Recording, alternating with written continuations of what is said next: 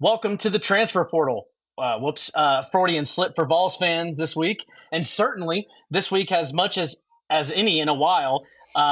This week, as much as any in a long while, we are reminded that being a Vols fan is a terminal diagnosis that we all share. This is the Volatile Podcast, and my name is Mac Williams. I'm joined by my good friend Nick Duncan and potentially Jeff Wright later. Nick, how are we doing tonight, man? I have mixed emotions. A lot of mixed emotions about this week. Our baseball team is horrible, and our basketball team no longer exists, and no one's showing up for football practice. But I won the bet, so my guys got to eat the hot wings this week. So there they are. So I just got mixed emotions. I would rather you not be eating hot wings, and for our teams to not be in complete flames. But nevertheless, we're Vols fans, so this is probably as best I could hope for. Yeah, but ironically, it's like the reason I am eating wings is because the team wasn't up in complete flames. And Yeah, it's just classic it's Tennessee Vols that like everything was fine. That's why I'm eating wings. And then now it's also horrible. So I correct. said when we made this bet like 2 weeks ago, I said, if I'm eating them, I'll be happy because that means we won. And everything since we beat Iowa State has just sucked. So it hasn't actually been that sweet of a post Elite Eight trip. Yep. I'm still You glad were we got eating these there. wings because I bet on our basketball team to win, and then those boys immediately got on planes and left Knoxville. Yeah, it's pretty criminal that they did. I think they did this to me specifically. Honestly, I think they were like, dude, we're gonna make him eat these wings, They're and then we're listening all to our gonna pod. transfer. They They are are, definitely dude. listening. Yeah. That's why Jalen Carey went off against Iowa State, which you weren't here to talk about, but that he knows I've been riding with Jalen Carey this whole year, and Jalen was like, "All right, I got this, man." I got this, So man. And I'm even going to want to come back, but they're not going to keep me. So, exactly. Yeah. Well, yeah, Nick, you already said it. I mean, I'm eating wings tonight, and listener, we're gonna do things a little differently than we did last time. So, Nick, I'll turn it over to you and let you kind of explain the rules for everyone as the victor. so the bet was over the Sweet 16 game. Listener, if you weren't here, the bet was regarding the Tennessee Iowa State elite, a chance to go to the Elite Eight. So Yes. we all thought it would be a close game. Mac was thinking that we probably would not pull out a win. I was just feeling it. I don't know. I was feeling that we were going to make a third straight Elite Eight, and so the bet was to eat 10 of the hottest wings. It's called the Blazing Challenge. It's like their 10 hottest wings. Got to do it in 5 minutes, Hmm. and so Tennessee won. So Max got to Max got to eat the wings. So we were, you know, like he said, everything's been bad since then, but it's a smallest consolation, really only for me. And I even feel bad that he's having to do this now, but he's a man of his word, so he's going to do That's it. right. But we're just all in complete misery, and now Mac's going to be in even more misery. The So most misery. the most misery. He will be the most miserable. Yeah. Yeah. So I'm setting a 5 minute timer. Let me get that pulled up. Yeah. Just give me like a countdown, 3, 2, 1, or ready, set, go, or whatever, and Okay. I'm gonna dig in. So Mac's gonna dig into these wings. He's gonna have 5 minutes, and I'm gonna go through the latest news while we do that and give some commentary, and hopefully that'll give him time to seek any medical care that he may need. Ready? Yeah. I'm gonna give you from five. So five, four, three, two, one. And this man is on the clock. There's the clock right there. It's going. So, listener, our latest news this week regarding football is not great. The biggest news coming out of spring camp is that Chaz Coleman is not been coming to practice. So, according to Tony Basilio, UT's paying Coleman around $3.5 million.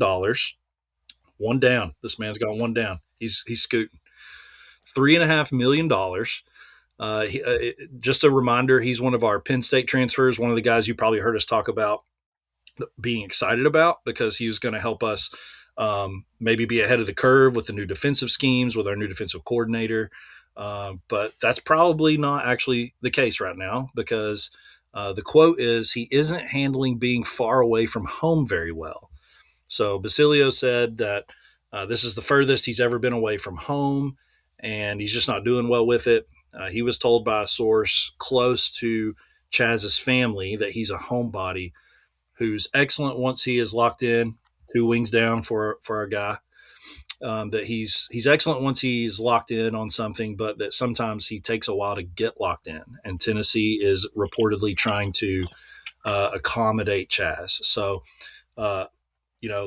us, Mac, Joe, Jeff, we've been messaging about this a little bit, kind of offline, and we wanted to talk about it a little bit tonight. So we'll hear what Mac has to say. He's at 3. We'll hear what Mac has to say here in a bit. And just so you know, you have 3 minutes and 15 seconds left. Thank you. So this seems silly to me. We've talked about it a bit. I get being homesick. I get you've never been far away from home. We live in a culture that I think the language of accommodating this is the problem to me. This should be an opportunity. I'm not saying that that's not a real thing. Like being homesick's a real thing. He's still a young man. I mean, he's an adult. He's making $3.5 million, but he is still a young man. He's probably never been away from home, and I can sympathize with that. The problem, I think, is empathizing with that in a way that you want to accommodate and allow him to continue to kind of wallow in this thing that is a normal life thing. People leave home, even if it's just for a season, and I think this is a chance to coach this young man through this rather than actually accommodate these feelings and allow him to be home if he is home. So I think it's a huge problem. I think that it is more indicative of some of he's blowing through them. He's blowing through them, listener. I got to the flats now. The flats are my kingdom. 2 minutes. I think this is bad for Tennessee. I think it's a bad look for the way the coaching staff's handling this personally. But we'll talk about it. We'll talk about it a bit more soon. Basketball, basically the entire Tennessee basketball team has entered the transfer portal, except for like 3 guys. So like Nate Mintz on the fence, Troy Henderson jumped into the portal and then jumped out of the portal. But JP Estrella, Cade Phillips, who is now dead to me. Let me make a special note. Reportedly going to Alabama, especially if that happens. Not my guy. Not my guy.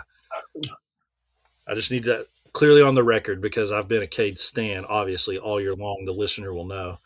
Bishop Boswell, Jalen Carey, RIP, Jalen Carey, Amari Evans. Can I get a time check? I got 2 left. Absolutely. You have 55 seconds. He's got 2 left. He's got 50 seconds. And Clarence Masamba have all entered the transfer portal. So that's almost everyone. And there are other guys, obviously, that aren't back, like Akpara. So basketball team is a complete and total rebuild. And then for the latest news with baseball, 35 seconds on the last wing. Latest news for baseball, Tennessee loses a series against LSU, 2-1. It was excruciating. They had 2 late inning collapses, very much like they did the weekend before against Vanderbilt. And so it just continues to be brutal to watch Tennessee baseball be the best 7-inning team you've ever seen and be an awful 8th and 9th inning. He's got him with 5 seconds to spare, ladies and gents. He shows us the box. He does it. I'm going to keep going with the latest news and give this man a few seconds to recover. Thank you. Got to clean the hands off. Got to get a little milk in there, cool things down because I can't imagine what it's like right now. But he'll give us a report. But Tennessee baseball is not in a good place. They did win the midweek game against NKU, 12-6. That's not much solace when they keep, and in their last 6 games, they've blown 5 leads. And I mean, I think this is right. I don't think Tennessee baseball has won a game when the opponent scored 5 or more runs this year. And that is in SEC play. And that is that's unacceptable in college baseball generally. It's not like Major League Baseball. There's not going to be a lot of 2-1 games. You're going to have to score between 5 and 10 runs a lot of nights to win games. So it's just not good. They're on the fence of being able, I think, to be a good baseball team. But right now, and we can talk about the reasons for that. We've been debating that a little bit in our chat between the guys offline for why that is. Is it lack of talent? Is it lack of discipline? We'll get to that conversation here in a bit. But regardless of the reason, there's not a very good baseball team right now, and it's hard to watch. So, Mac, how you feeling, buddy? Let's get a check-in. I'll tell you, I'll be honest. Eating them in that time was harder than I thought it would be. I didn't think I'd have a problem. And when you said 55 seconds and I still had 2 full wings left, I was thinking I would get 2 full wings after like a minute and a half and be able to kind of coast. And so the last little bit was tough. It's very spicy. Very hot. My mouth is on fire. My lips on fire. I'll tell you the worst part though, and Nick, I know you'll sympathize with this, not empathize with it though. Absolutely. Which is that I chew my fingernails like pretty avidly, and more than that, I chew my cuticles a lot. Right, so my fingers are stinging like crazy because of all the little open spots I have on my. That's the worst part. I'm not gonna lie. The open wounds on your hand. My hands are on fire right now. I want to like soak them in my milk. Like I just want to soak my fingers in my milk. You should have brought a separate cup for your fingers. You should have been drinking milk in one and then just putting it. It's horrible. I mean, it's very bad. It's like, I mean, it truly feels like when you get like Germ-X in an open, that's what it feels like right now. Brutal. But it's just constant. There's no escaping it. It's just a constant, like, like feeling of that. Oh, it's horrible. It's horrible. Now your physical pain matches your psychological pain for being a Tennessee fan. Oh, I will say this was much worse than the last time we did this. Okay. And gosh, I said then that I hope it was the last time. I really hope this is the last time I have to do this. I really don't like doing this. I was at work today, and for those that don't know, I work in finance. But I was at work today, and I'm on the computer and I'm doing some things. I'm typing stuff in. I'm doing a lot of documentation. And all day, all I could think about was, dude, you're going to have to eat those freaking wings tonight. And my stomach was just churning all day. I couldn't even eat lunch. I was so nervous about it. Couldn't even eat lunch. Just the prospect of the pain that was coming. Oh, it was horrible. And all I could think about, this is a little inside baseball for our listeners. All I could think about on top of that was how much time I'm going to have to spend in the bathroom tomorrow while at the office. Of course. Of course. So everyone's going to think something's bad wrong with you tomorrow. Yeah, absolutely. And they're going to be right because there is something bad wrong with me. And it's that I'm a Tennessee fan. That's what's wrong with me. That's right. That's right. At the end of the day, this is Tennessee's fault. Absolutely. I mean, I blame Jalen Carey for all my woes, basically. I mean, this man balled out against Iowa State, and then Rick said, no, you're not even good enough. And Jeff and Joe feel like they got proved right by that, basically. Meanwhile, I'm sitting here thinking I got proved right because of how good he played against Iowa State, and I'm the only one that's actually suffering for it. So it's the most you are the ultimate Tennessee fan right now. You are the incarnation and embodiment of Tennessee athletics. I'm Tennessee athletics in the aggregate right here. That's what I am. Like, oh my gosh, goodness gracious! Why have Jason Giambi when you can have Jeremy Giambi? Yeah, I mean, I'm feeling it. Nose is running. But I've got two of my favorite beverages in the world. Nice. One being milk and one being a little stronger. So got some liquid bread that I'm going to be drinking tonight while we enjoy the podcast. So nice. Excellent. Yeah. So, Nick, let's, I feel good enough to continue. So let's back up to Chaz Coleman. So yep. Just, I'm going to kind of rephrase your take that you laid out for you and just make sure I understand it correctly. So basically, the problem you have with it is that you feel like Chaz Coleman is dealing with a reasonable issue.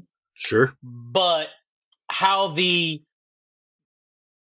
team, broadly speaking, the university, the coaching staff, his family, whoever else, how those people, his support team, his support staff, let's say all the guys that are involved in his current day to day life, you feel like those people are doing him a disservice basically because they're not Yep, helping him just walk through this and understand, like, hey, how you're feeling totally makes sense, but like, this is part of growing up and being a absolutely. college student, being a college athlete. I mean, when you're in the pros, right? Like if you want to play in the NFL, you're going to be on the Who knows road for where like, you're going to be? yeah, a Yeah, week at a time.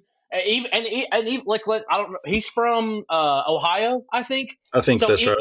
even if let's say he's I don't know where specifically in Ohio, let's just say Cincinnati. Let's say he's in that from that area. Even if you play for the Bengals, when you have road games, like you're going to be on the road for longer than A you are in college. long Yeah, chunks of the year, you're not going to be at home. Yeah, right. And so to me, I think what I hear you saying is like this is just really a bigger issue with the adults than it is with him. Is that fair to say? yes, and I've seen because I have seen chatter where everybody's like, "Oh, he's just soft," blah blah blah, and I think it's a fair argument to make. Like if you could say, a 19, 20-year old a young man is soft because he's homesick. I mean, I've been away from home. I don't like to be away from home. I did a work trip just last week, and I was gone for basically 4 days, and did not like being gone from home. Was legitimately homesick. Was ready to come home. And it's probably a little different because I know there's a terminus and I get to go home. And he's recognizing that, like, I'm going to perpetually be away from home for basically all year long, with not many breaks and chances to go home. So I get, um, I understand that feeling. I don't think that my take is, I don't think he's soft for being homesick. I think it's a good thing for a young man to, like, love his family, love his people, love his place, want to be there. I don't think there's anything wrong with that.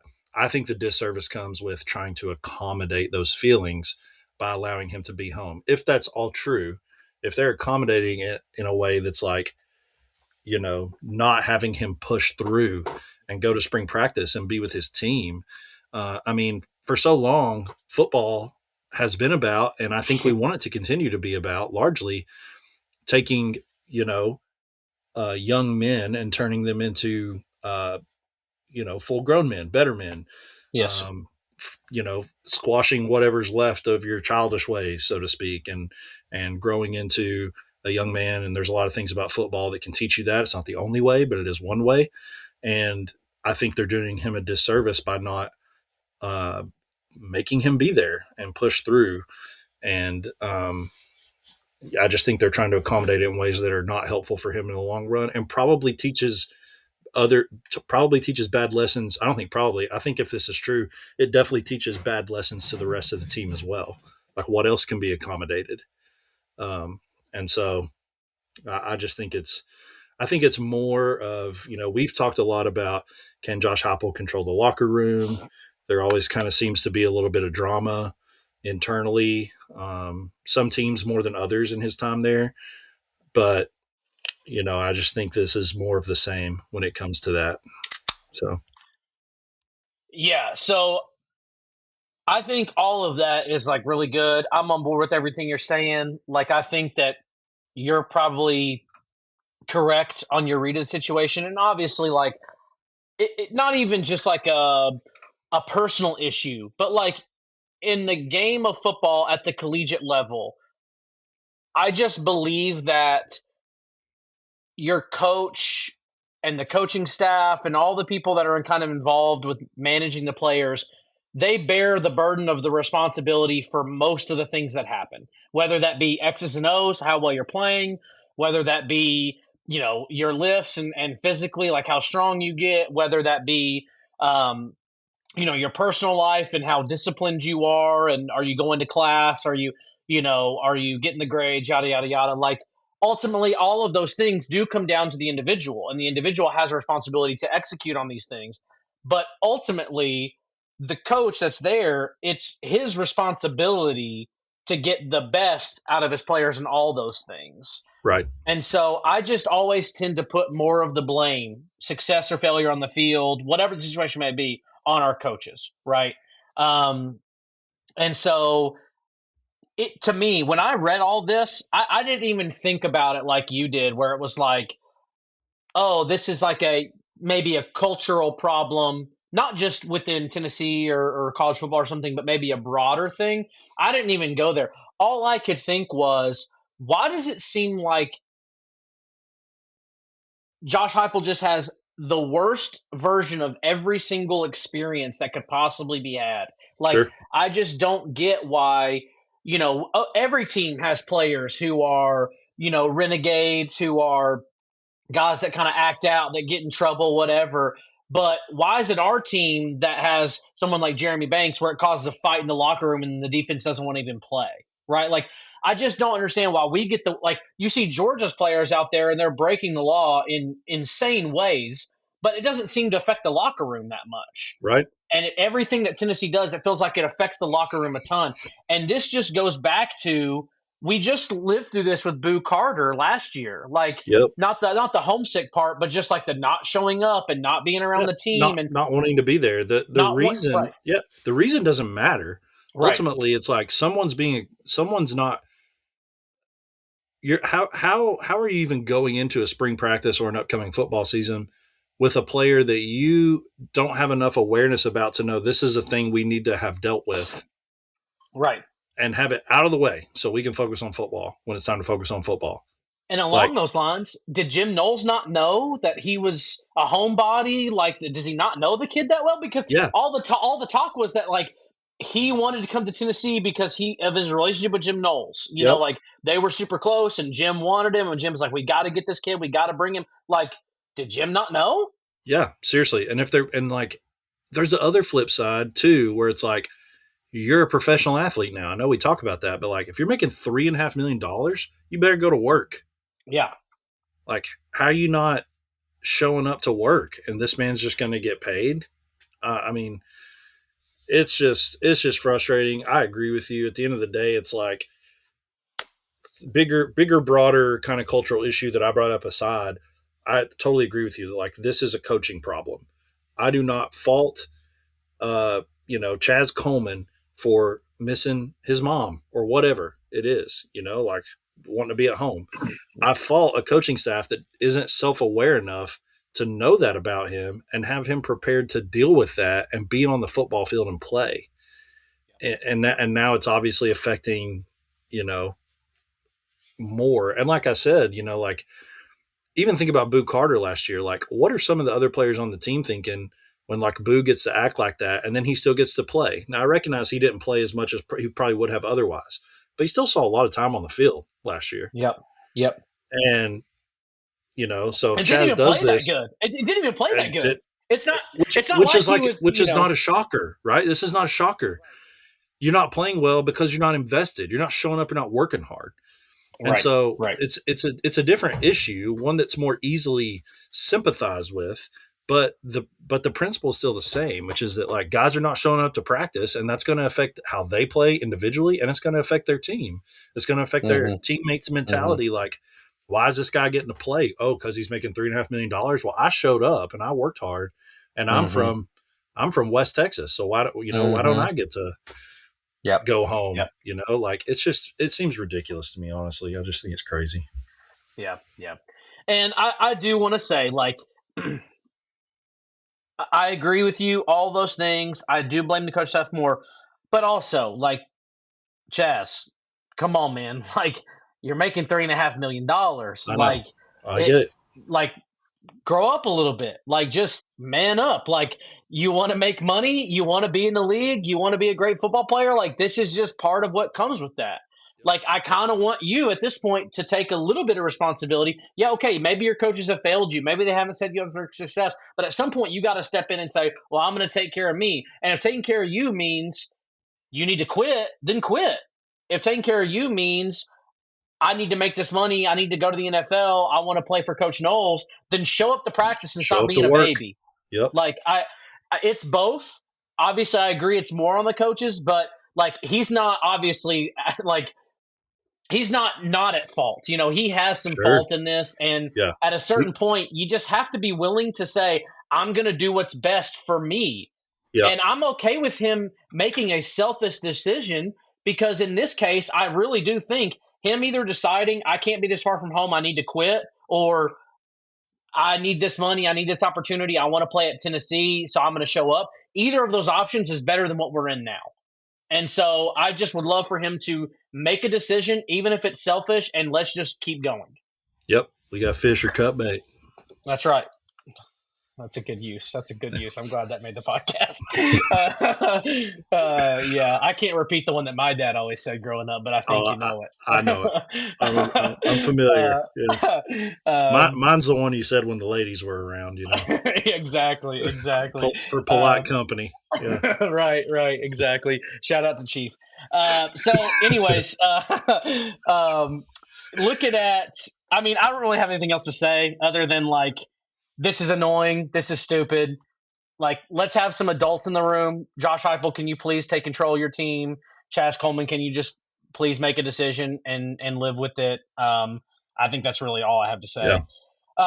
Talking about basketball, dude, this has been crazy. I just cannot believe. Can we please have a basketball team? That's really the bottom line. Like, okay, honestly, do you think every single one of those guys?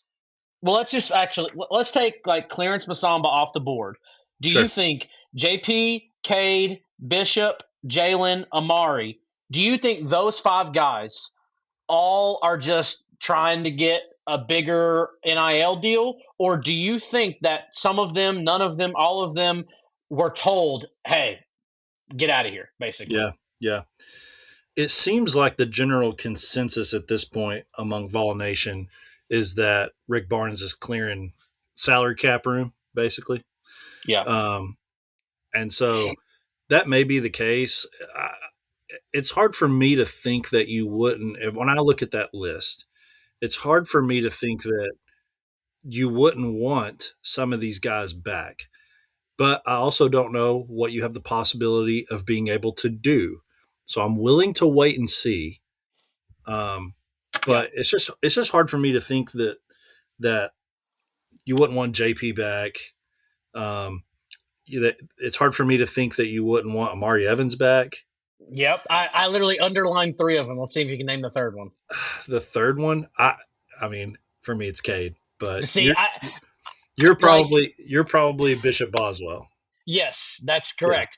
Yeah. I think there's actually only two. I think it's Amari and JP. I think with Jalen, Bishop, and Cade, you can, as much as I've loved Cade Phillips, and now he's dead to me, but as much as I have in the past loved Cade Phillips, it's easy for me to see how you could upgrade on those three guys. And Jalen Carey too. That's what I'm saying. Cade, Bishop, and Jalen. Yeah. With Amari and JP, it's harder for me to think that like you wouldn't want those guys back. So upgrade is a difficult word that I have with Bishop Boswell. I agree you can upgrade Cade, you can upgrade Jalen Carey. Here's why I struggle to say upgrade with Bishop Boswell. Obviously, Bishop Boswell is not an elite offensive player. So in that sense, you could upgrade for sure. But as far as we know, Rick Barnes is going to continue being the coach that he's always been. And obviously, we've seen changes to his coaching style and what he allows his players to do over the years. But Bishop Boswell is really kind of tailor-made for what Rick Barnes wants to do. And a guy that's been in the system, that plays defense to the level that he does, that has improved on his offensive game so much. Like, he had a pretty good offensive year this year, all things considered. Now, I do think, like, especially in the Michigan game, it felt like we just, obviously, nobody could hit any shots. And he took, at least in my memory, a few open threes that were like, man, you've got to hit those in a game like this. And so I agree that we could upgrade, but only for offense for Bishop Boswell. And then the question is, like, if you get a better offensive guard, how much are you losing in terms of, knowing the offense, knowing the defense, knowing what Rick Barnes emphasizes and teaches? I just think Bishop Boswell is a guy that I highly doubt Rick Barnes told, hey, we've got somebody better lined up, get out of here. Sure. The only scenario where that makes sense in my head is, and I don't think they're bringing anybody this good in, but I just remember when Dalton Connect came here, he was already, an offensive powerhouse. Right. But he wanted to come play for Rick Barnes because he wanted to learn how to play defense. And he turned into a pretty good defensive player. And so I just wonder if you're Rick Barnes, if you can't think I can teach almost anybody how to play defense, Mm. but maybe I don't have enough time to turn somebody into a great shooter. And so maybe they can't be Bishop Boswell level, defense or hustle, but maybe he thinks if I can bring in a really great shooter, I can get enough defensively out of them that it's an upgrade overall. Yeah. Okay, that's a fair point. I think that's probably true. I mean, especially like if you have a specialty in coaching, not only is it the thing that like you like the most from a strategic standpoint, not only is it the thing that you like have studied the most or have perfect, but it's also the thing that you know how to teach best, right? Yeah. Which I think is the point you're making. It's like the more that you spend in teaching a specific thing in anything really, as two guys that have been teachers, like you the more time that you spend on a subject or a topic, the better you are. Like the deeper your knowledge is of it, the better you are like teaching it to someone. So to that point, like I think you might be right that Rick Barnes, if he brought someone in that never played basketball before, he could teach them how to play a level of defense way faster than he could teach them of playing the same level of the equivalent of offense, right? Yeah. Um, and so I think that's a fair point. I guess realistically, probably what happened with Bishop Boswell specifically is what I imagine that conversation went like was Rick Barnes was probably like, "Hey, this is what we can offer you, and your minutes are probably going to be less than they were this year because we're going to get some other guys in here." And he might not have said explicitly like that are better at shooting, or whatever. But Yeah. like, we're going to get some other guys in here that are probably going to eat away at some of your minutes. Yeah, And probably if it, probably some kind of coach speak like it's going to be competitive for minutes right, this year. It's going to be right, like we're gonna fill the room, and it's exactly, you're gonna have to exactly. you're gonna have to compete for your minutes. But we love for you to come back. Here's what we can Yeah, pay you. You yeah, come back and work hard. yeah, And Bishop's probably like I can go make more money and yeah. probably It, guarantee that I'm starting somewhere Yeah, else. Yeah, exactly. No, I think so. That's how I imagine that conversation went, and I don't think it's out of the realm of possibility that we see Bishop Boswell in a Tennessee uniform next year. I think it's very possible he tests the waters of the transfer portal, maybe doesn't get the offer from, whether it be money wise or like location wise. Maybe he has a few schools in mind. Maybe he doesn't get the exact offer he's wanting, and so he's like, you know what, I'd rather stay and play for Coach Barnes. I do think though with Bishop Boswell, if I was his dad or if I was his agent, um, I can see why he would want to pursue financial opportunities because Bishop Boswell is not an NBA player. He's not right. going to be playing at the next level. That's So if right. he can maximize his earnings now and set himself up for success moving forwards financially, I could see that being a big draw for him. Whereas a guy like Jalen Carey is going to play in the NBA. Like, how much does he play? How good is he? I don't think he's probably going to be that good at the next level, but he's going to get a chance just because of Because he's huge. he's Yeah, huge. He's a big guy. He plays physical things like he can that. he can handle the ball well for a big man. Yeah, Right, right. So like those guys, I think have less of a reason to transfer than Bishop Boswell does. Um, and then I know you're going to hate to hear this, and we can disagree about it. We can argue about it if you want, but Cade Phillips is the one guy on this list, and obviously Clarence Masamba, but Cade Phillips is the one guy on this list who I'm like, I could see Rick Barnes basically being like, "Hey, Cade, this is what we can offer you.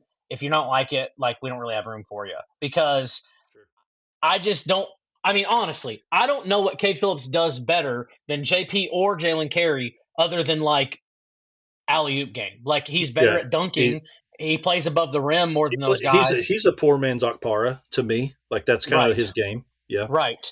And so it's like, he's good at the rim on offense and defense. Yeah, yeah, it's like we'd rather obviously have Dwayne Brown. Dwayne Brown's a way better big. We'd rather have JP, and I think you'd rather have Jalen Carey over Cade Phillips. Honestly, like now, I agree with you though that Cade is like a guy that I'd rather have in the locker room versus Jalen Carey, but like on the floor, actual production.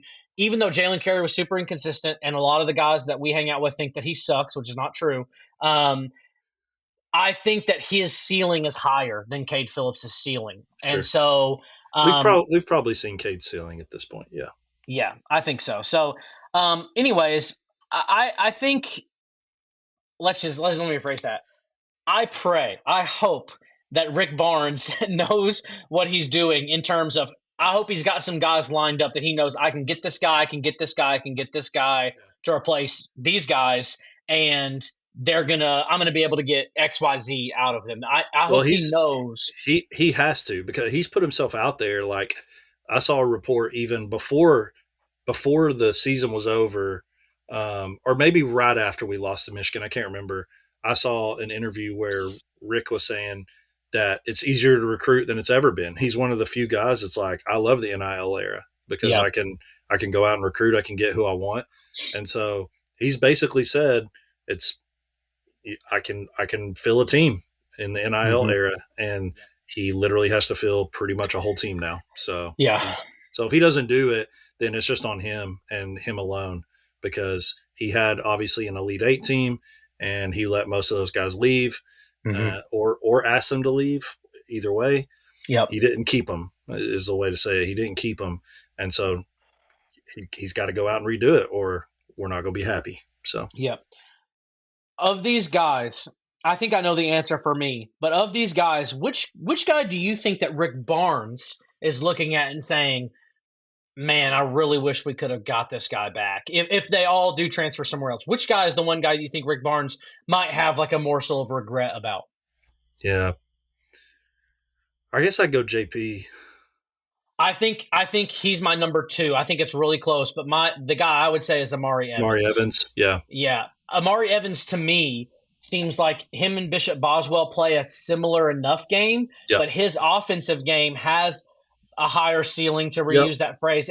I think that he has more that he could tap into than Bishop Boswell does. And yep, I think if I'm Rick Barnes, especially where you're running an offense that needs good guards that know what they're doing, that you can trust, it felt like Rick Barnes really trusted Amari Evans, maybe even more than he deserved to be trusted. And to me, I really feel like walking away, Rick Barnes is going to think, I really would have liked to retain him if they could have.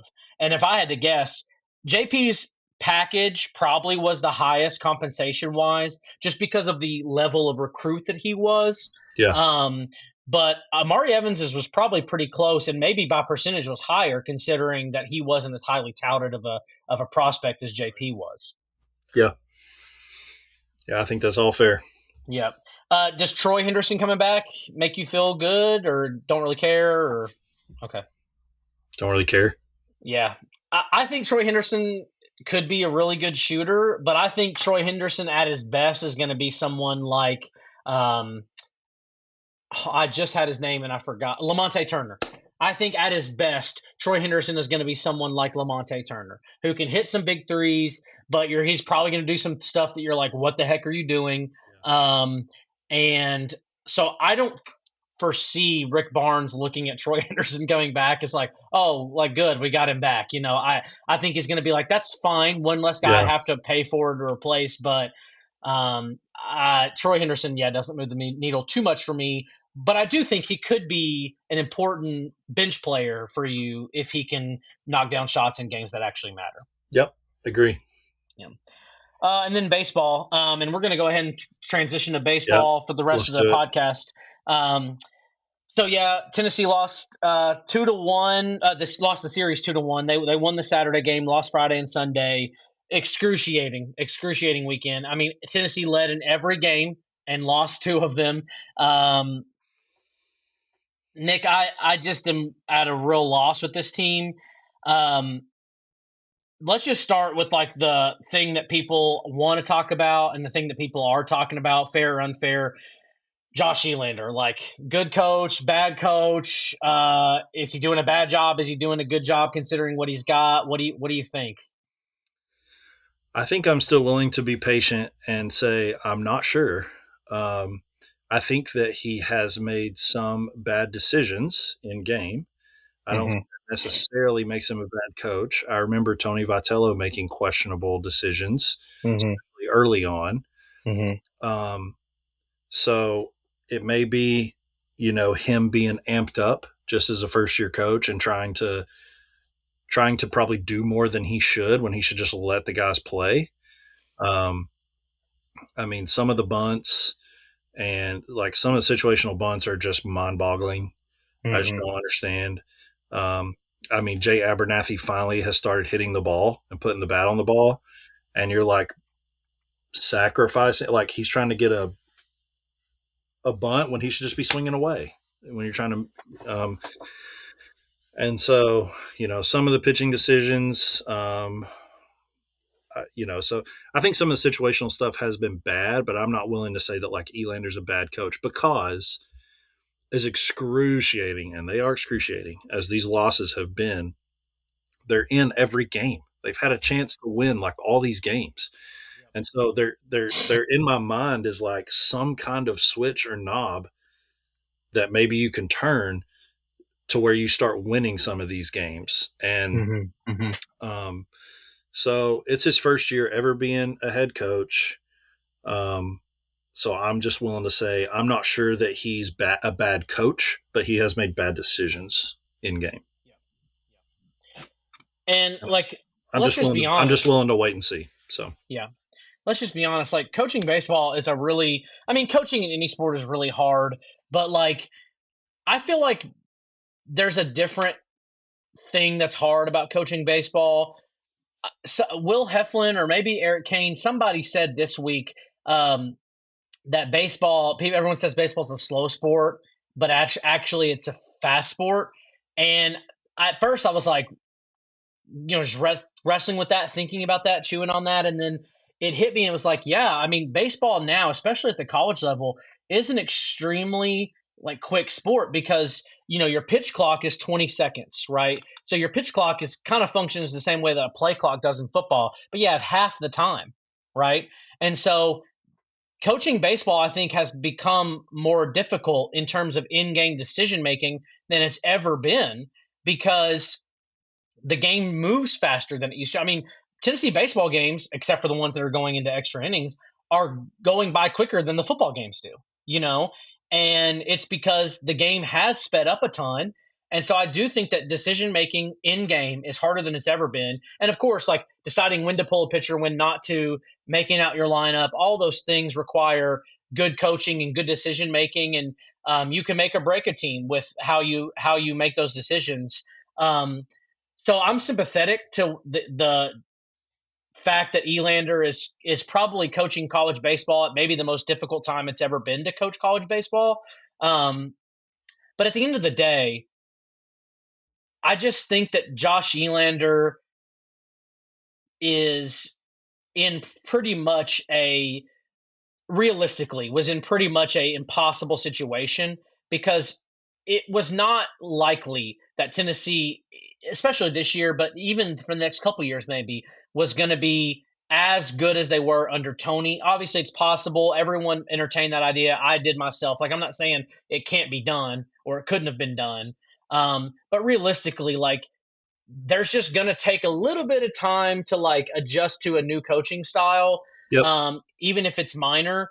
And I just think that Elander is again because he's privileged that he's receiving the head coaching job at Tennessee at the time that he is because of the resources and the talent and the investment and the fan interest and all those things.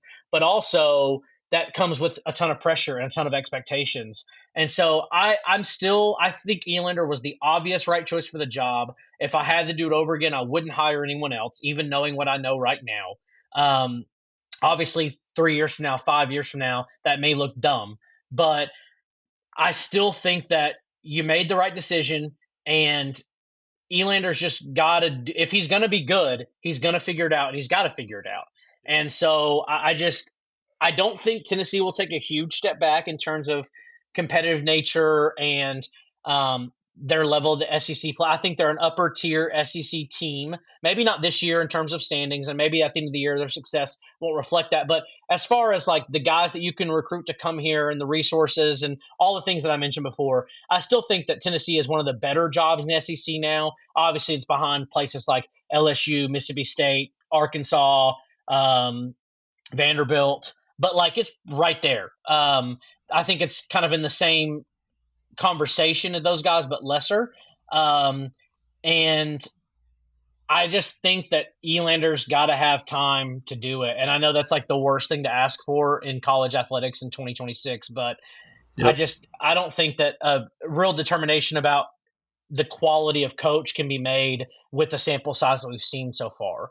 And I'm not trying to just make a cop out or dance around the idea of is he good, is he bad. Gun to my head, I still think he's a good coach. For all the reasons you said, like Tennessee is in these games until they're not. Tennessee is playing in a competitive way, but it just doesn't seem all there. I don't know if it's lack of discipline, lack of confidence, lack of experience. I don't know what it is, but or a combination. But they've just got to grow. And unfortunately, part of growing is that you have to do it in the moment. Sometimes you just have to do it in the middle of a season from a Friday night to a Saturday. And like that's hard, but it's just what it takes to be competitive in this league. Um, but man, just for a second, let's talk about positives if you have any. Obviously, the biggest positive coming out of the LSU weekend is Cam Appenzeller looked awesome. He looks like the best pitcher on your roster, probably. Yep. Continues to Starting look great. Yeah, Yep. starting pitchers included. Like he looks as good as anybody. What did you think about Cam after this weekend? Man, I mean, exactly what you just said. Like, I mean, I'm starting to wonder if he should not just be the Friday night starter. I mean, I know we said that a few weeks ago, and then we said maybe they'll take Coons out and throw Appenzeller in there, and then they threw Arvidsson in there, which I think was the obvious decision at that point, and wish we'd have thought of it because it was kind of low hanging fruit. Yeah, Um, right. but I I just agree. I mean, he just looks like he's locked in and looks like he knows he's going to get every out and that Yeah. he can make every pitch that he wants to make. And he's got good stuff. He seems confident in it.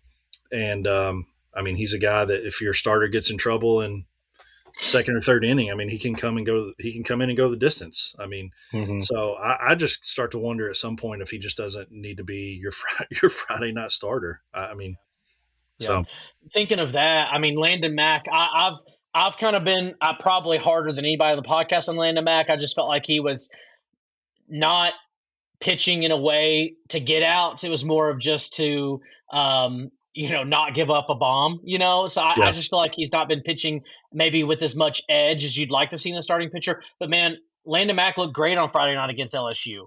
Um, I was shocked. I didn't get to watch the game on Friday, but you did. And, when we were talking before I'd gotten to rewatch it, I was like, see, I told you we would lose the night that Landon Mack pitched. I just said that was Saturday because the news hadn't come out yet that he was going to throw Friday. And you were like, no, Landon Mack was actually awesome. And when I went and watched it, I was like, yeah, I mean, he was incredible. yep. So thinking about where would Cam He Appenzeller gave up go? gave up one in like 7 innings. I mean, Yeah, yeah. Where would Cam Appenzeller go with the way Landon Mack's pitching? Man, it's hard to think that sure, you should put Cam on a Friday night if Landon Mack's going to stay there the way he's pitching. I, you're already tweaking with Coon so much. To me, it feels like Saturday would be the obvious choice. Like put Cam Appenzeller on the mound to start Saturday, and then bring Coons in relief. And then right now, I mean, we are going to talk about this too, but Arvidsson looks so bad right now, and I know that that's kind of his like pitching style. Is he's kind of a up and down guy. When he's on, he's on. When he's off, he's off. That's kind of his mo. But like, if that's how he's going to be, then I'd rather see them go Appenzeller first, bring Coons in relief, and then if you need Arvidsson, you've still got him. But I really think if I was going to plug Cam Appenzeller in as a starting role, it would be on Saturday. yeah, I think that's fair. Yeah, yeah, I would, yeah. I think that probably would be with the way the other guys are pitching on Friday and on Sunday. Saturday makes a lot of sense, and like you said, that gives you Coons if you need some longer relief. That gives you, I mean, they need more bullpen help. So, Mm-hmm. Mm-hmm. I mean, I know right now Appenzeller's providing that, but yeah, Yeah. And another thing too, I mean, at this point, just think again, if you're not going to start Appenzeller, which I haven't heard anything specific about that, I don't imagine that Elander is going to make that decision right now. right, So, given that, if you have a lead on a Friday night and Landon Mack's coming out in the seventh or the eighth, you got to go to Appenzeller on Friday. I know you want him for the rest, but like you got to win Friday. Tennessee's got to start getting these Friday night games They when got they to have start leads. closing out a late inning lead. They've got Yeah. to, And so I because they're just don't. obviously just not going to score 6, 7, 8 runs.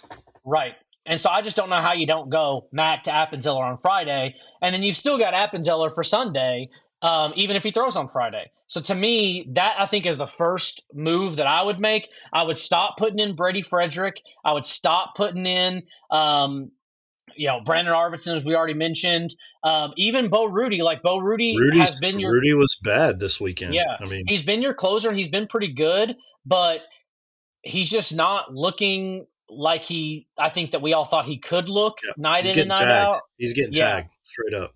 And so I just think Mac to Appenzeller on a Friday night makes the most sense. And that's where I would start. Um, and if you win Friday, great. With those two guys, I mean, you can't get better. I mean, obviously, I think Coons is better than either of those guys when he's at his best. But Coons also hasn't looked like himself, obviously. And so I think I'm going with the best two pitchers right now on Friday night. I'm starting Mac. I'm putting Appenzeller. And I just think, I guess, going back to Elander's coaching for a second, I think Elander's got to stop thinking long term and start thinking every single game matters How, so much. how can I win this game How tonight? can I win this game tonight? And we'll see what happens tomorrow. Yep. And to me, the recipe for that is Mac straight to Appenzeller. And if you have to have someone else, maybe you bring in Rudy for the ninth or something like that. But you got to start with those two guys. You do wonder if I have thought this with all these close games that we're losing, if like he's just trying to overmanage the bullpen for the entirety of the weekend Yeah. instead of just making sure that he's winning on Friday. I mean, if you win on Friday, then you have a chance to obviously win every series every weekend. Like you just got to find one on. Mm-hmm. You just got to find one the other 2 days, and so Yep. Friday is just so huge, and they've been losing on Friday in colossal, catastrophic fashions, and I think that just frames the whole rest of the weekend. And then that stuff starts to get in your head, like, okay, we're up 4-1 in the eighth, all we need 6 outs, and then you just collapse, like it's just rattling around in the back of your mind. And if you just go out and start slamming the door on Fridays, I think you play better on Saturday and Sunday. Yeah, it definitely takes a little bit of the pressure off, obviously, when you get that Friday night win. And who knows? Like, have we haven't won a Friday in SEC play? We lost to Georgia, We lost we to lost Georgia, to Missouri, and then won 2 in a row. Lost to Vanderbilt Vanderbilt, on a and we walk-off, lost. and we Yeah, lost LSU. to LSU. Yeah. Yeah, so you haven't won a Friday yet. I think that's like you go Makes sense all why you're in on 4-8. Friday nights. Yeah, you go all in on Friday nights if you're Josh Elander right now. Like every decision you make has to be what's going to give us the best chance to win tonight. Every time you're in a Friday night game, and I just want to see him stop. I mean, and this is obviously for a long-term coaching career, this is not good advice. Like you do need to manage your bullpen with the entirety of the weekend in mind. But when you're reeling like Tennessee is right now, you have to start thinking. You have to start majoring in the minors, right? You have to start thinking about what little tweaks here and there can we make to make ourselves 1% better every Yep. time we step on the field. And And you have to be self-aware enough to know I would like to manage this bullpen for the whole weekend, but right now I'm up 4-2 or 4-1. And what yep, I know is that we're probably not going to score more than that. Maybe one more run. Like we're going to max out at 4 or 5 runs pretty much every night is going to be our ceiling. And so if that's the case, then you've got to keep them from scoring 4 or 5 runs. yep, And so, yep, and you can't worry about doing that over the weekend. You have to say, okay, tonight on Friday, we're up 4-2. It's the 8th inning. My guy's tired. I got to send in somebody good that I know can shut them down because we're not going to score any more runs. yep. And if I send RV out there or Rudy, then they might score 2-3 more runs. Yep. But if I send Cam out there, pretty good shot that we're going to win this baseball game. Yep, absolutely.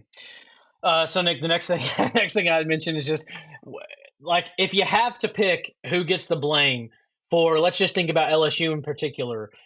Who are the bigger frauds on this team? Is it the bullpen with late leads, or is it the hitters with runners in scoring position? Which one are you placing more of the blame on right now? It seems crazy because obviously the collapses have come at the hands of the bullpen, and we've been talking about the bullpen, but it's college baseball, and to me, it's the hitting game. Like if you can't score more than 4 runs every night in a college baseball game, you're not going to win baseball games. So um, that's just all there is to it. You should expect a college baseball team's bullpen, even Tennessee teams in the good years, to come out and give up 2 or 3 runs. It's why they're the bullpen. Like Mm-hmm. they're not starters for a reason. They don't have the best stuff. They're not going to, for the most part, bullpens they're notoriously volatile, no pun intended, every level of the game, and they're going to give up runs generally. Like that's what bullpens are going to do. And so they're basically just trying to tamp them down enough to hold your lead. And so if your margins and your leads are small, if they're 2, 3 runs in college baseball, you're going to lose a lot of games when you leave guys on base and you can't get up there and score 6, 7, 8 runs.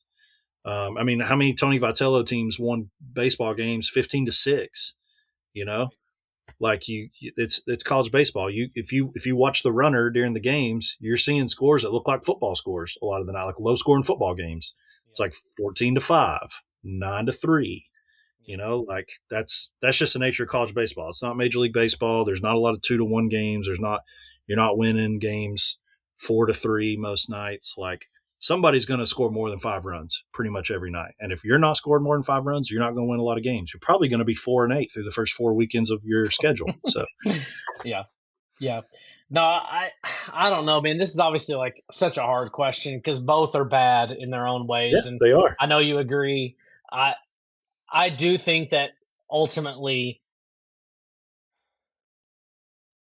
I think I would come down on the same side of it as you, which isn't surprising because we tend to agree on a lot of things, especially when it comes to baseball. Um, I just feel like when you're not hitting well, there should be more opportunities for different guys to step up and like make an impact. Whereas obviously like in your bullpen, only one guy's on the mound at a time. Like it's much harder for that guy to impact the game when you're comparing him to nine different hitters that could have a positive impact on the game in any given moment. And it just feels like the hitting, though it has been good enough to win in many games, is still not at the level that you need it to be, especially given the fact that the bullpen is struggling. You can't also be struggling with runners in scoring position and be struggling in the bullpen because those two things kind of go hand in hand when it comes to late game situations, right? Like your starters have been great. The starting pitching has been, even Coons with his woes still hasn't looked terrible. And so the starting pitching across the board has been the best part of this team. And undoubtedly. I just would love to see the hitters take it upon themselves to say, hey guys, like we know that Landon Mack or Evan Blanco are gonna put it all out there and give us a chance to be in a good position to win the game when they come out of it. And at that point, it's our responsibility to make sure we win that game because the bullpen is just not in a position to do that. We don't have as elite of a bullpen as we probably should, being the program that we are. And I'd like to see some more of these younger guys. And that's the thing. Like Tennessee is still a young team. There's like what 4 or 5 sophomores that hit in the lineup. Stone Lawless is obviously out, but there just got to be more of these guys that can start maturing mid-season and have better at bats with runners in scoring position. One of the things that I heard talked about was in that extra innings after LSU. This was the Sunday game, I believe. LSU, goes up 6-5 in that game, and then you got Blaine Brown coming up in the next inning. Garrett Wright comes up first. You got the top of your order. Garrett Wright is up first. He gets out. Blaine Brown comes up, and obviously, like a guy like Blaine Brown in years past would have been someone that you're expecting. Oh, he's going to hit a home run to tie it, right? And in this particular at bat, Blaine Brown hits against the shift and he puts a line drive into like in the 6 hole where the shortstop would be because they're shifted, no one's there. Right. And those are the types of at bats where if I'm Josh Nylander, I'm looking at this and showing the guys the tape and saying, guys, when we're in these late game situations, these are the types of at bats that we need. We do not need you to hit a home run. Obviously, if you get a waist high fastball and you can put your best swing on it, do that. But you should not be looking for that pitch. You Yep. should be looking for these, inside or outside off speed pitches, inside fastballs that you can wait back on and you can take to opposite field. And it feels like nobody on the team in these late game situations when we need production are having these disciplined approaches that lead to success in late game situations. It feels like nobody's really doing Yep. that. That's And right. Blaine Brown's hit seemed accidental almost, like, like it didn't seem like he was really trying to hit it the other way. And somebody else made a point about, you're talking about Jay Abernathy hitting the ball better. LSU shifted against Jay Abernathy. If you're Jay Abernathy, if anybody ever shifts against you, that should be an automatic single. All you have to do is you don't even have to fully swing, just a check swing, just a little half swing. Just Yep. flick your wrist out there, hit a ground ball to the left side, and you're going to beat it out every single time. That's The right. fact that they're shifting, a team like LSU is shifting against Jay Abernathy, that's bad baseball. I mean, that is something that should not be happening. That's something that he should be taking advantage of. And it's examples like that where I can look at this team and I say, they clearly don't have a good approach. They're not thinking about what does the team need from me in this moment. It seems like a lot of selfish baseball from the hitting perspective. They all go up there in all these tight games, every one of them. They all go up there and they're just hacking at everything. They're trying to hit it to Kalamazoo, and they're swinging at the most awful pitches. I don't know how many pitch. I don't know how many first pitches I've seen to our guys that are just trash sliders in the dirt, and these boys are just hacking at it. I mean, Yep. just hacking at it. And you're behind in the count, and then you're just swinging at everything because you're trying to protect Mm-hmm. yourself. Mm-hmm. And it's exactly what you said. Like, and this is why the hitting is more frustrating to me, is because Mm-hmm. they are talented guys on that team. And when that pressure's not on, you do see them at times make good swings, have better approaches. That's why I said, like, they're the best, like, 7 inning team in the world. Mm-hmm.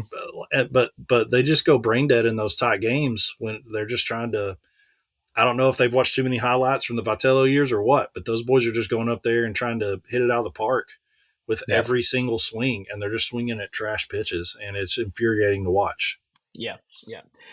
So Joe and I got into a little argument recently. I think you saw it, but he was basically saying that, I think this was a good point. Whereas like this team is the exact opposite of Tennessee teams in the past, right? Joe said something to the effect of, in years past, Tennessee teams, no matter what the score was, you always felt like they were in it.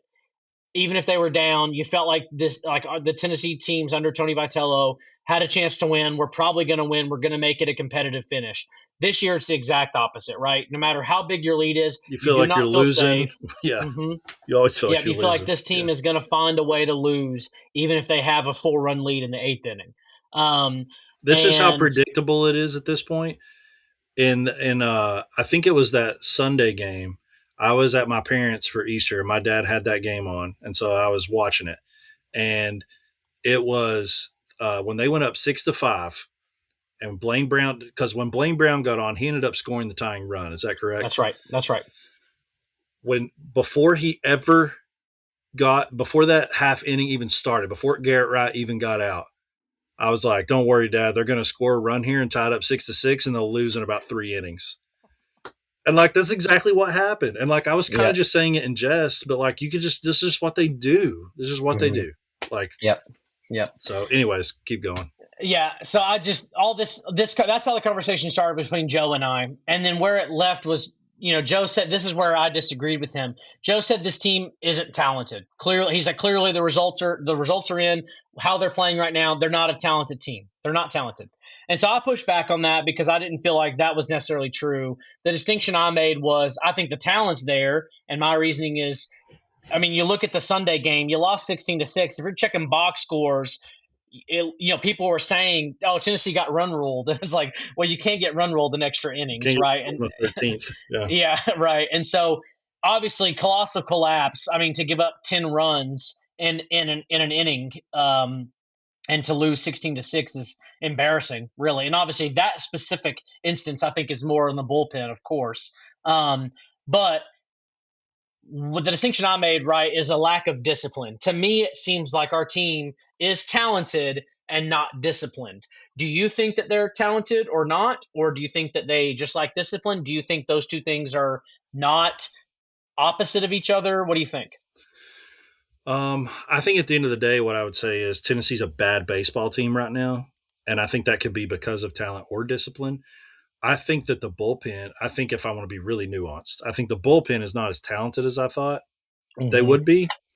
I just think they literally just don't have as much talent as I thought they would be, as talented as that I thought they would be. I think that that overall, I think it's a lack of discipline because I think the hitting is a more important thing, and I think none of them have discipline at the plate. And I think this team should be a much better hitting team than they are. And so, your starting pitching's good. Like if you want to look at all the aspects, like I think the starting pitching is talented and disciplined. I think the bullpen is not talented. I think that the hitting, which I think is the most important thing that we're missing, especially with runners in scoring position, is undisciplined. And so I guess I would say overall, why is this team as bad as they are right now? I'd say it's a lack of discipline. Yeah.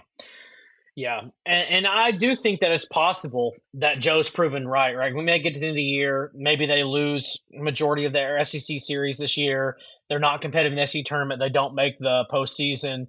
If all that stuff's true, I think it'd be fair to look back and say, well, clearly this team wasn't as talented as we thought they were going to be. And so Joe may be proven right. Um, but if the rest of the season continues the way that this has started, if every single SEC series Tennessee has a chance to win every single game, because that's what it's been, right? Like Oh yeah. against Georgia, you had a chance to win all three games, you won one. Against Yep. Missouri, the Friday night game against Missouri is kind of the one game where you So didn't feel like it's the one game where we really got thumped.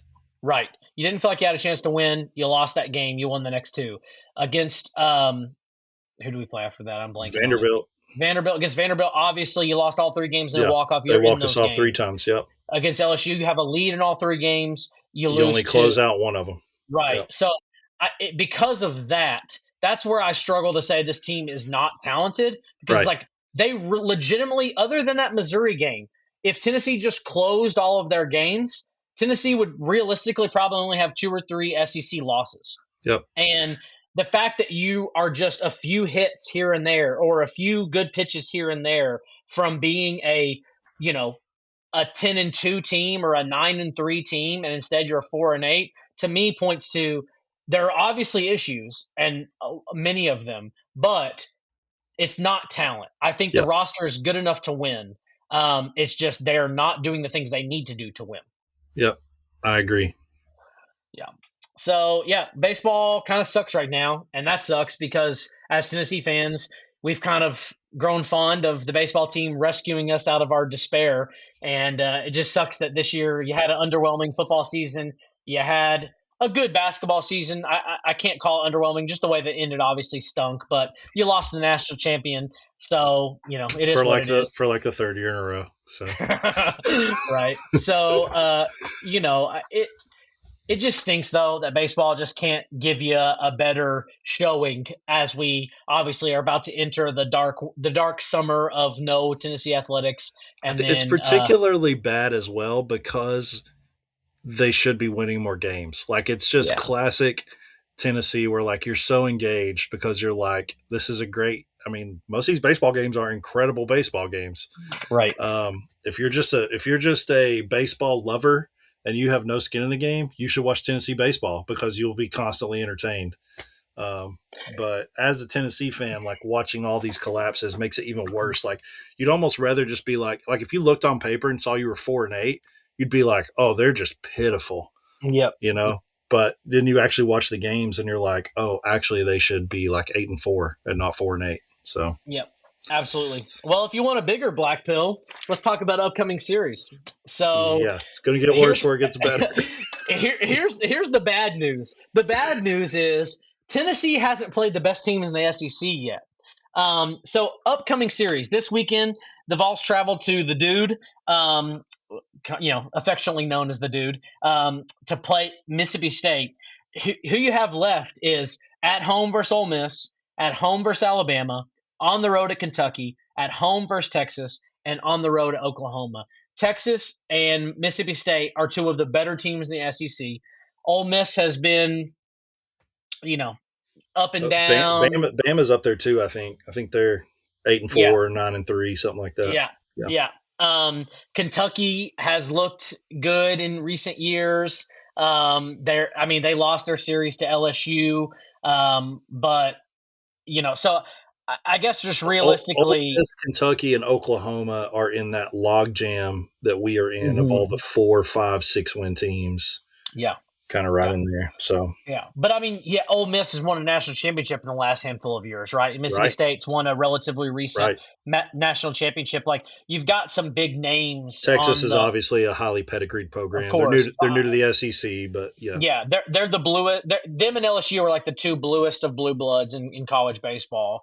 Um, and so yeah, I mean, it just doesn't look great. it's not Obviously, good. if Tennessee keeps playing the way that they are, you're definitely not going to make the postseason. Like, there's just no way. Hundred There's percent. no way. So yeah, let's just first. We don't have to get into the specifics of the Mississippi State series, but let's just go ahead and talk about overall. What do the Vols need to do, Nick, with the remainder of their schedule, with the remainder of the season? What do they need to do in order to make the postseason? Because right Yeah. now, I think that's a realistic question we need to be asking of. Can we make the postseason? That would be a good first step for this team. So what do we need to do? Yes, that is a good question. I was going to pull up something that I researched earlier. Thought I had it more handy than I No, do. you're good. But basically, I researched the past 10 years of college baseball for the SEC specifically. Like, what is the threshold that an SEC baseball team, how many games in conference do they have to win to make the postseason? And it seems to pretty much be the consensus that like 13 is the threshold. So like 13 gives you a solid chance, especially with the strong RPI. Um, every team that's had at least 13 wins and their RPI has been under 30 has made the postseason the last 10 years. 14 or 15 SEC wins, you're pretty much in.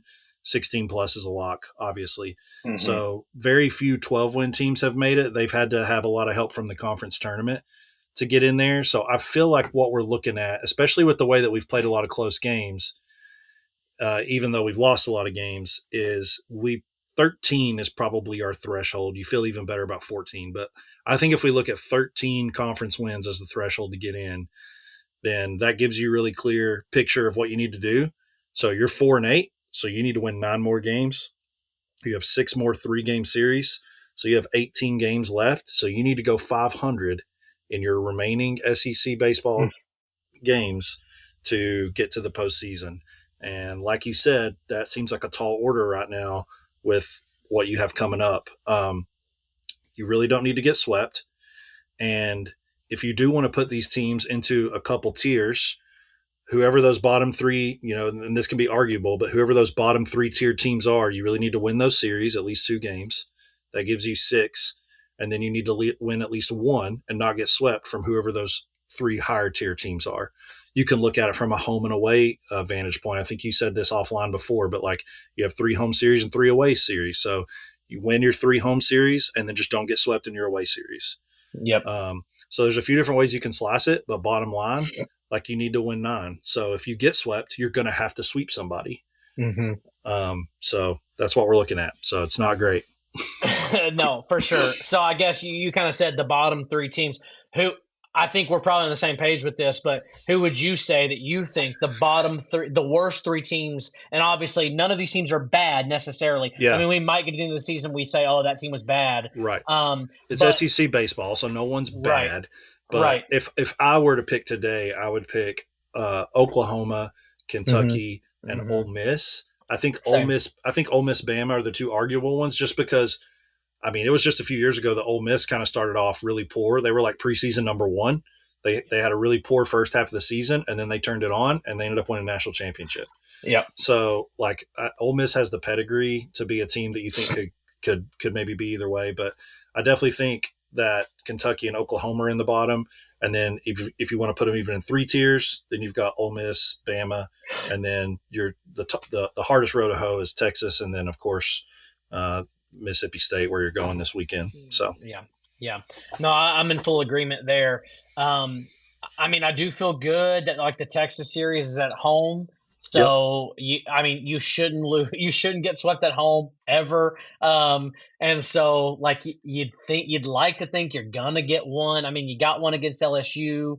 Um, Obviously, you could have got three against Vanderbilt. So I'd like to think that Tennessee can at least win one against Texas.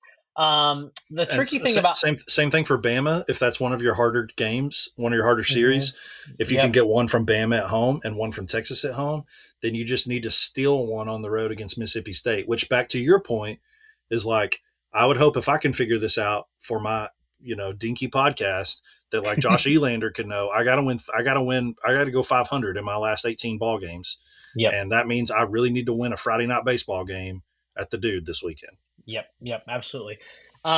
So Mississippi State, they just played Georgia this past weekend. Did you keep an eye on that? Do you know what happened there? I did not. Would love for you to tell me. Georgia swept Mississippi State in Starkville this past weekend. So Excellent. Mississippi State did not win a game at home this past weekend, and now they're sitting there licking their wounds, Excellent. pissed off, Excellent. ready to roll against the Vols as we come to town this weekend. Neat. So just, I mean, obviously it's like, well, that's good. Like maybe they're not as good as we thought, but also if you were ever going to get Mississippi But you're State also, I was about super to say, locked in, yeah, now's the time. yeah, Now's the time. yeah. So I'm really worried about this weekend. I do not feel good about it. Um, yeah, I really think that. Gosh, man, I think you're gonna have to sweep. Realistically, I know the numbers don't flesh this out, but what I'm saying is I think you're gonna have to sweep somebody. Yeah. Um, and Because you're if thinking we're going to get swept this weekend. at this weekend or maybe Texas, I mean, I don't know. Yeah. Somebody's gonna sweep us, I Right. think, and so I think you're gonna have to sweep. Who do I like? I mean, on paper, I it should mean, be Kentucky, but Kentucky, I feel like Tennessee never plays good in Lexington in baseball. yeah. I mean, the year we won the national championship, we lost that series in Kentucky. Right. That's And right. so I just, I don't feel good about that, but that's what I should feel good about. I mean, maybe it's Oklahoma last season.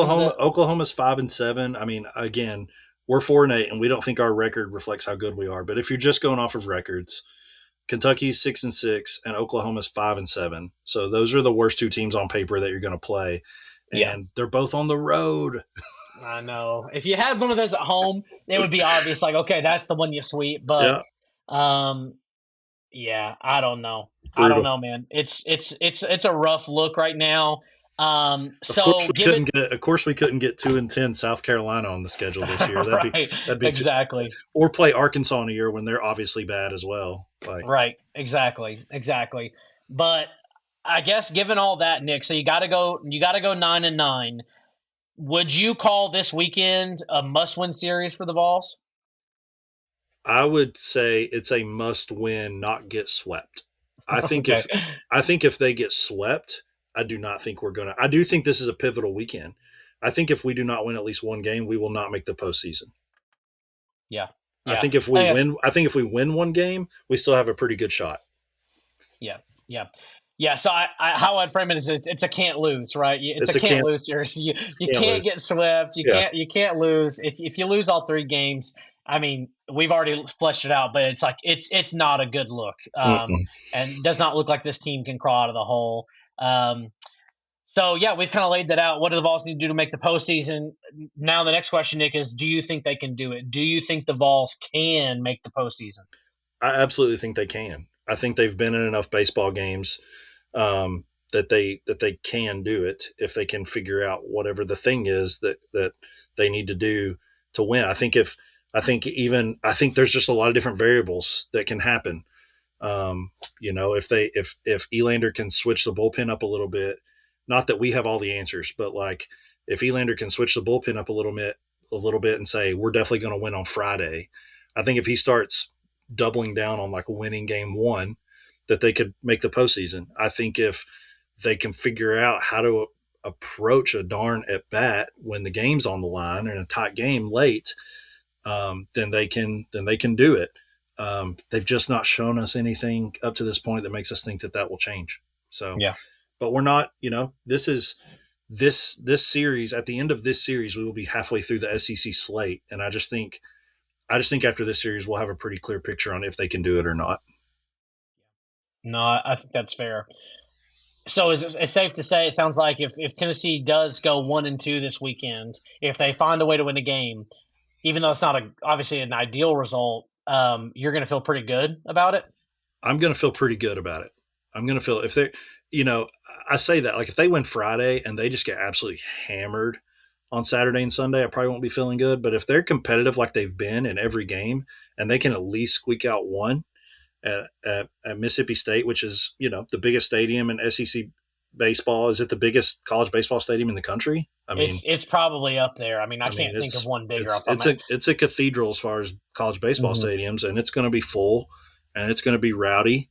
I mean, we've been to Mississippi State, and they're huge on baseball. I mean, it's a baseball school, so um, so if they can squeak one out there, I'll feel pretty good about their chances to make the postseason. Actually, Yeah.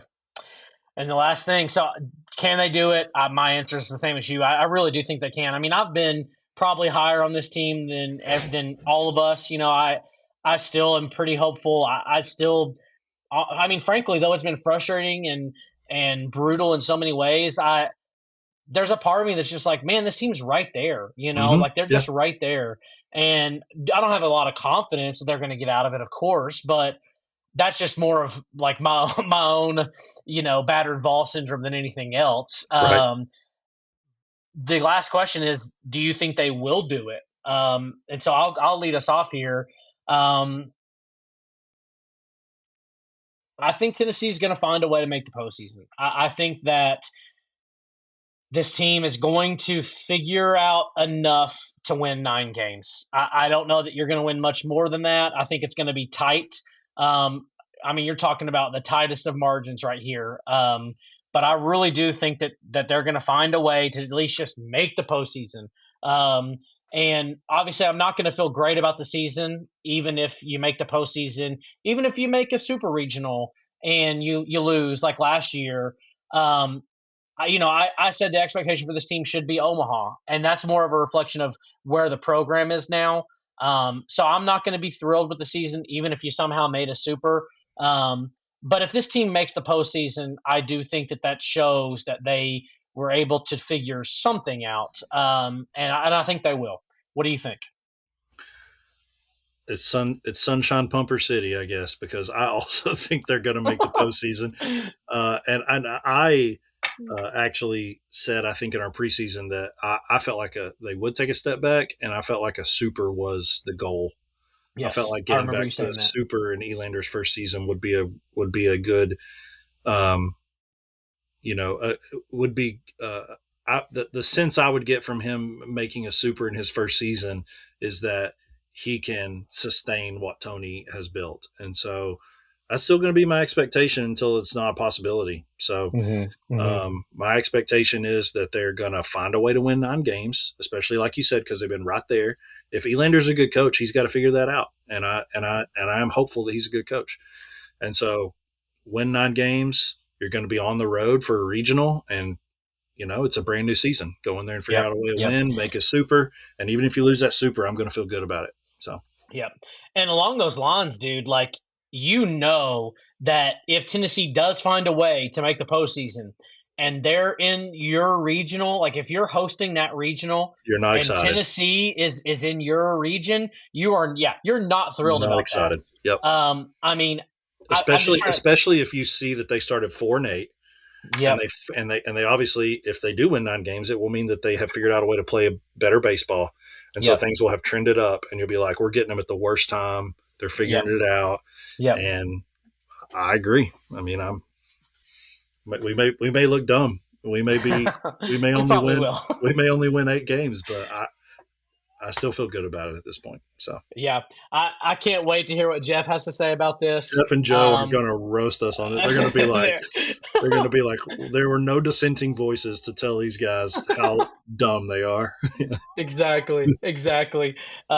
Yeah, we probably are going to look like idiots, but I just I don't know, man. There's just something about baseball. I just love it. It's a great game. I We could have do. a good team. We have a great program. I I get butter. believe, man. I believe. I get butterflies thinking about it. How can you not be romantic about baseball? I mean, It's just the best. It's the best. All right, Nick. So let's do our predictions. Vols on the road in Starkville this weekend, taking on Mississippi State. yep. How many games does Tennessee win? Which game do you think they win? Let me hear it. Tennessee wins one, and I think it's going to be the Saturday game. Who do you think's going to start that game? I think that's a good question. I think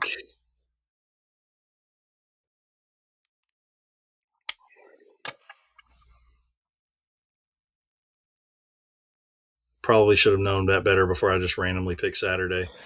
Um,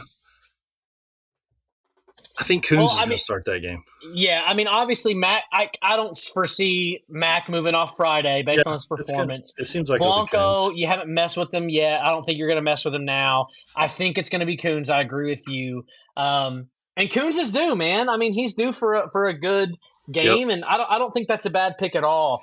Based on everything we said, man. Based on how Landon Max looked, I'm kind of doing a 180. I think Tennessee is gonna find a way to win on Friday, and they Gosh, just don't that'd be have the awesome. don't have the bullpen arms to keep up on Saturday and Sunday.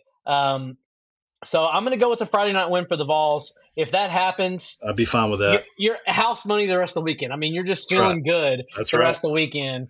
It just puts the pressure all on them. Yes, You have to absolutely. win. I agree with you. I mean, I'm picking Saturday and I'm going to stick with it. But like, you have to win Friday Yeah, because they just got swept. yeah. And you know that if you win on Friday, that's rattling around. Yep, You yep. know, And the fans in why can't Starkville. we win at home? Yes, dude. The fans in Starkville, like we were down there this past year for football, they can be a real negative bunch. That's They right. really can be. I Bunch mean, of it's Debbie going to get Downers. if they lose 4 home games in a row, they're going to be questioning everything. And so, frankly, I'm kind of if Tennessee wins Friday, I would not be shocked if they win the series. I would not be shocked, just because I think I think you might. If they can win Friday, I think you might see a brand new team on Saturday and Sunday, a team that's just oozing with confidence, that's playing with the edge that you missed. If you lose Friday in heartbreaking fashion, the way that you have been, you probably don't win a game.